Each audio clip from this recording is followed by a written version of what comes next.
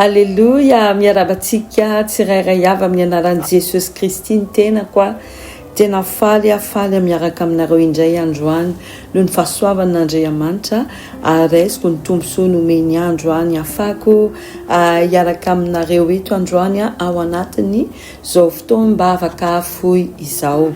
Ary tsy adino foana misaotra ny mpanompon'Andriamanitra ihany koa Docteur Ina izay mamy fahafahany afahako mitarika atsika ao anatin'izao fotoana anio maraina izao.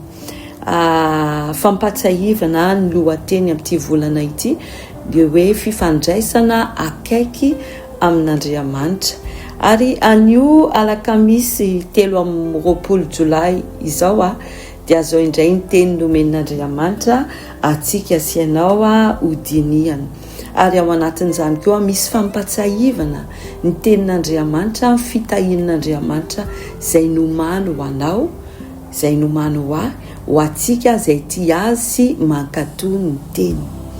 Ary androany izany tsika hijery ny tombosoa ao anatin'ny fankatoavan'ny tenin'Andriamanitra. Vakitsika tenin'Andriamanitra voalohany hitantsika ao anatin'ny Jaona 4:4-2 ka hatramin'ny 3:20. Miaravaky intsika amin'ny anaran'i Jesosy Kristy. Izay manana ny didiko ka mitandrina izany dia izy no tia. Ary izay tia no ho tiandraiko. Ary izao no tia azy ka iseho aminy. Amen. Hoy Judasy taminy, tompoko, nahoana no aminay ihany no isehonao fa tsy amin'izao tontolo izao?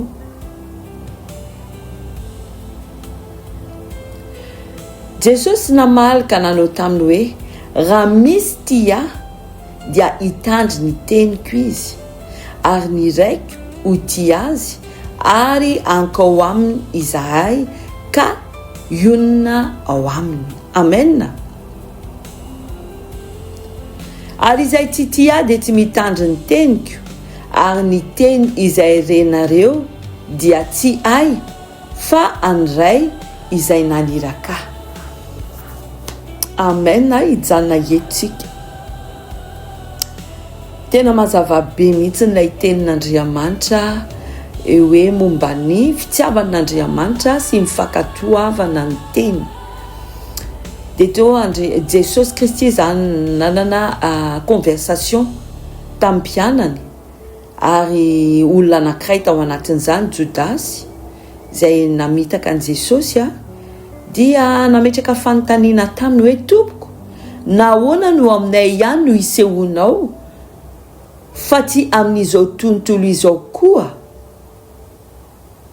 Aveko ny zavatra novaliany Jesosy taminy nanao hoe Jesosy namalaka nanao taminy hoe raha misy ny tia dia hitandry ny teniko izy, ary ny raiko ho tia azy, ary ankao aminy izahay ka ony ao aminy.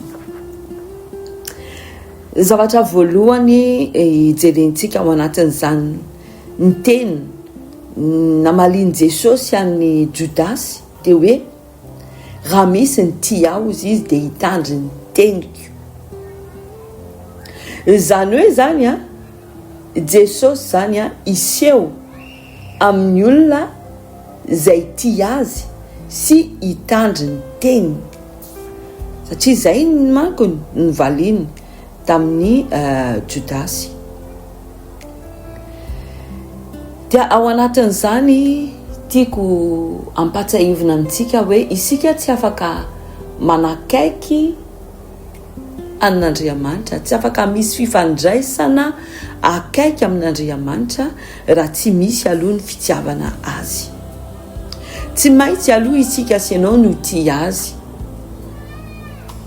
izay vao manakaiky azy. Tahaka ny no ndresantsika tamin'ny maly hoe ny olona anankiray izay tianao satroka eo foana miaraka aminazy, satroka eo foana miresaka aminazy.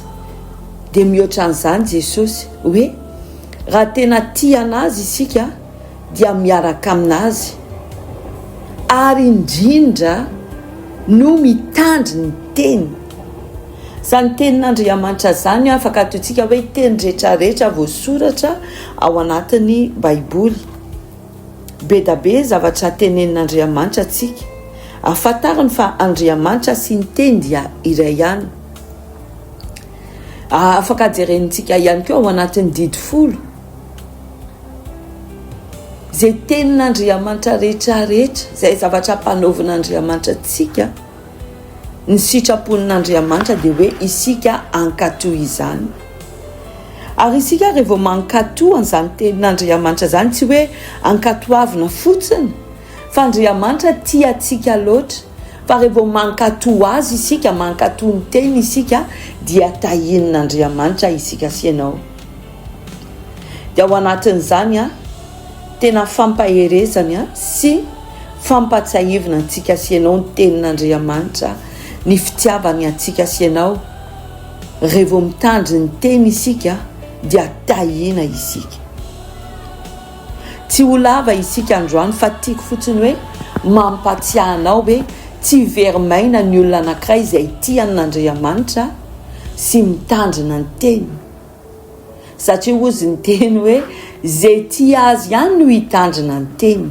Ary raha ianao tia azy dia mazava ho azy zany mitandrina ny teny zay nilazainy dia izao zany fitahiana anaraka anao isan'andro.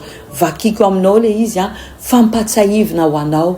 Tsy haiko ny situation iainanao amin'izao fotoana izao, fa te hampahery anao fotsiny hoe raha ianao ilay olona tian'Andriamanitra, raha ianao ilay olona mankatoy ny tenin'Andriamanitra, dia momba anao izy ary ho tahiny ianao. Vakiko aminao ilay fitahiny no man'Andriamanitra ho antsika izay mankatoy azy, izay hitantsika ao anatin'ny Deutéronomia 28 dia ho vakiko daholo izy andiny voalohany ka hatramin'ny 4:10.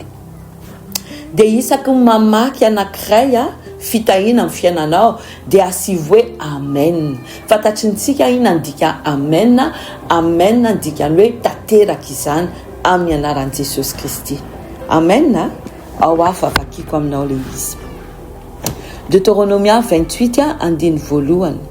Raha miaino tsara ny feon'i Jehova Andriamanitrao ianao ka mitandrina anaraka ny didiny rehetra izay andidiko anao anio, dia ahasandratry ny Jehova Andriamanitrao ho ambony firenena rehetra amin'ny tany ianao. Amen. Faharoa, ary ho tonga aminao sy ho azonao izao fitahiana rehetra izao raha miaino ny feon'i Jehova Andriamanitrao ianao. Amen. Ho tahiny ianao ao an-tanàny, ho tahiny ianao any an-tsaha. Amen.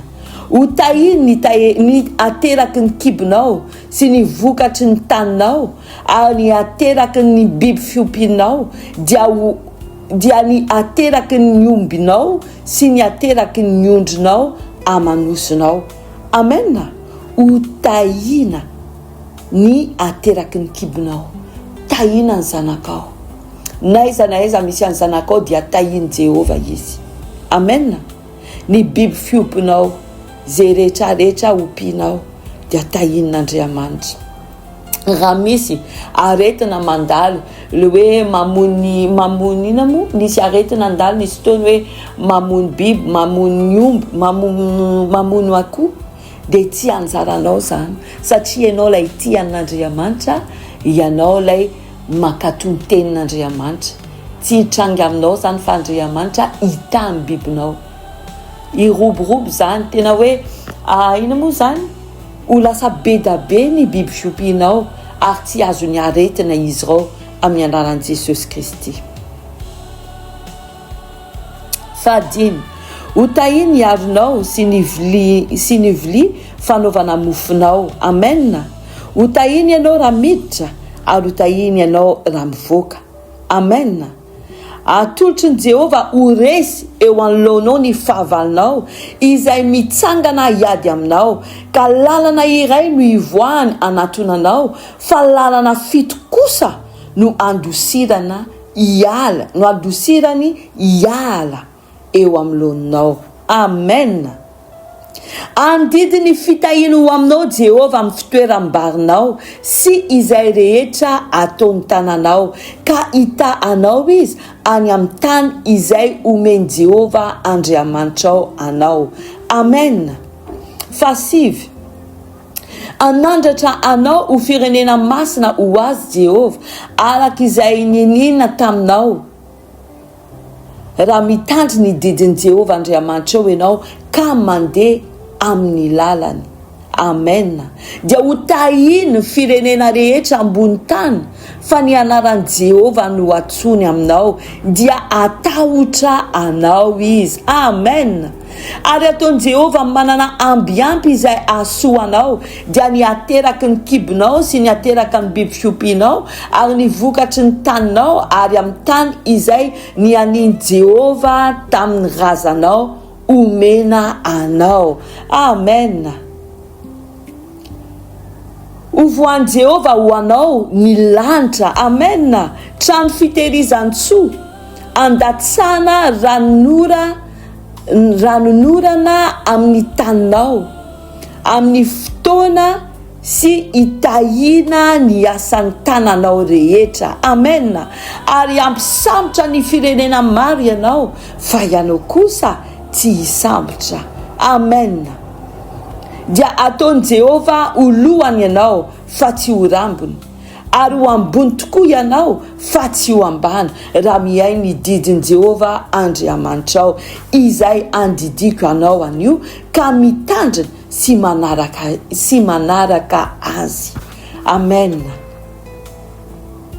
Ary aza miala amin'ny teny rehetra izay andidiko anao anio na ho amin'ny ankavanana na ho amin'ny ankavia anaraka an'Andriamanitra kafa ka anompo azy. Amen. Andriamanitra hitahanao hatrany hatrany. Tadidiry kely angely efa 400 ozy ny tenin'Andriamanitra. Ary aza miala amin'ny teny rehetra izay andidiko anao anio na ho amin'ny ankavanana na ho amin'ny ankavia anaraka Andriamanitra kafa ka anompo azy. Sanatria amintsika anaraka Andriamanitra hafa. Tsika sianao zany tsy hiala amin'Andriamanitra raintsika ny an-danitra mandrakizay satria izy lay tsara indrindra, izy lay notiatsika amin'ny voalohany ary izy efa niteny hoe fitiavana mandrakizay ny tiavany atsika sianao ka anjaratsika indray no tian'Andriamanitra ary anjaratsika indray no ankatony teny dia izy indray no andatsaka ny fitahina amin'ny fiainatsika tsirairay avy. Tahina trano ianao dia hientiko fahasoavana sy famindrapo anaraka anao amin'ny andro rehetra iainanao dia hitoetra amin'ny trano Jehova andro lavy ianao. Amen. Tahiny tompo ianao.